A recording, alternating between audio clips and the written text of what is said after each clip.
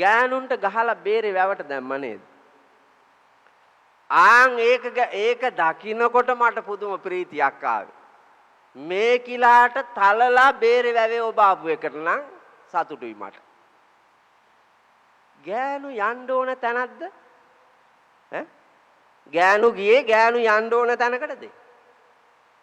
ගෑනු ඉන්න ඕන තැනක්ද? මේ ලංකාවේ ගෑනුන්ට ප්‍රාදේශීය ලේකම්තුමනි ගොඩක් ඔල්මාදේ තියෙනවා. මේ ප්‍රාදේශීය ලේකම් බල ප්‍රදේශෙත් ඉන්නේ ඒ අම්මන්ඩිලාගේම නෑයෝ තමයි. ඒ වර්ගයේම තමයි අමුත්තක් නැහැ. ඒ ඔල්මාදේ අර අපේ හිටපු ඉස්සර අම්මා එක්ක ගලපන්න බෑනේ. මේ ඉන්න අම්මලාව අර අපේ පරණ අම්මලත් එක්ක ගලපන්න බෑ. අහස මහ පොළොව වාගේ වෙනයි. ආධ්‍යාත්මයෙන් පරිහානියට ගිහිල්ලා මෙවුන්දලා ඉන්නේ.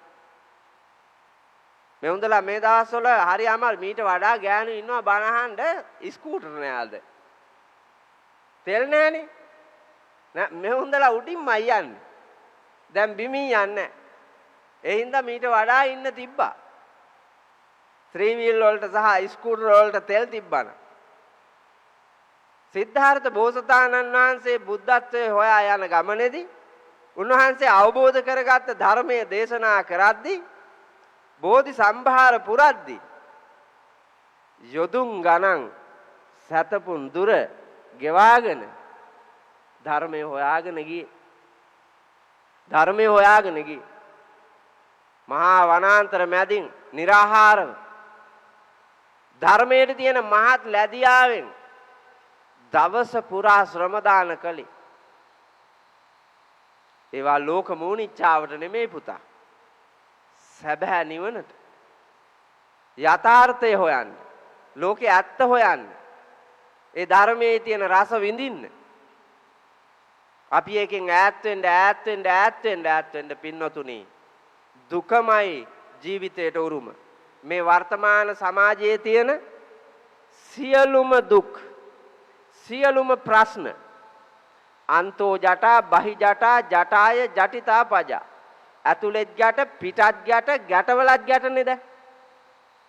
එකකින් ඇද්දාම තව ගොඩක් හිර වෙනවා.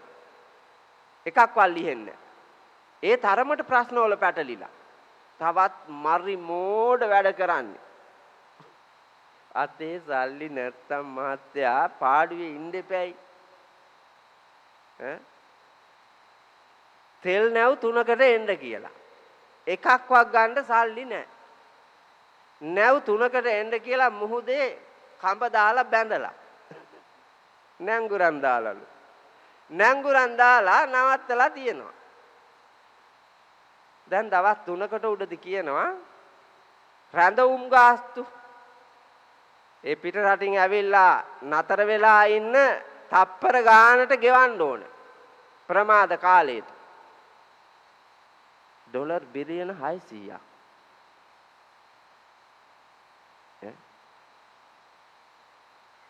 ආයෙතෙල් නැවක් ගන්න තිබ්බයි.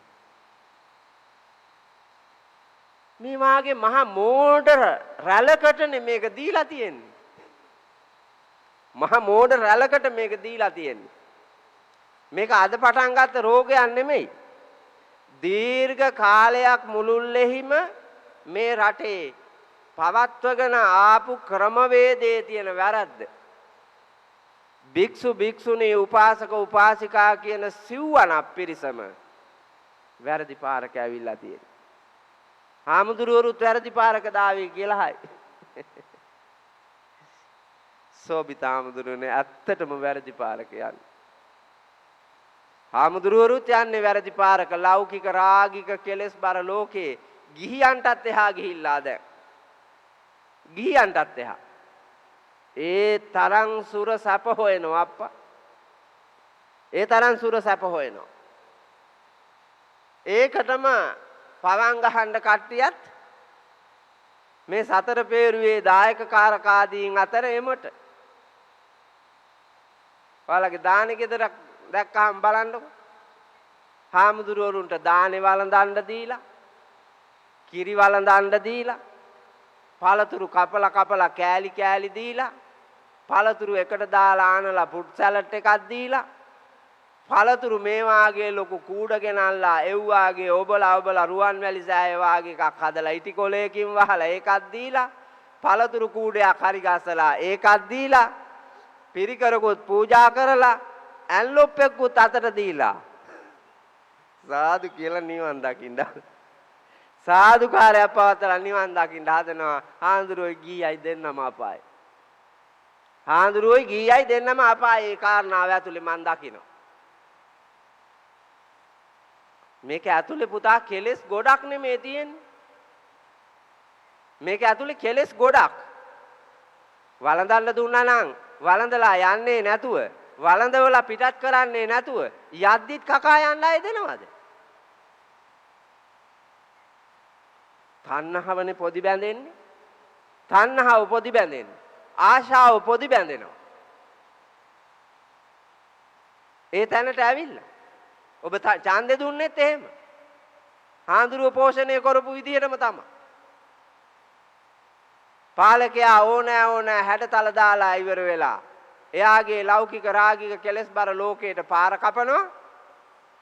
ඔබ ඒක අසද්දලා මල් දාලා බුමුතුරුණු දාලා සැපසේ වඩම්මනවා. ඒක නිකලේ ඒකේ ප්‍රතිඵලය මේ භුක්ති විඳින්නේ.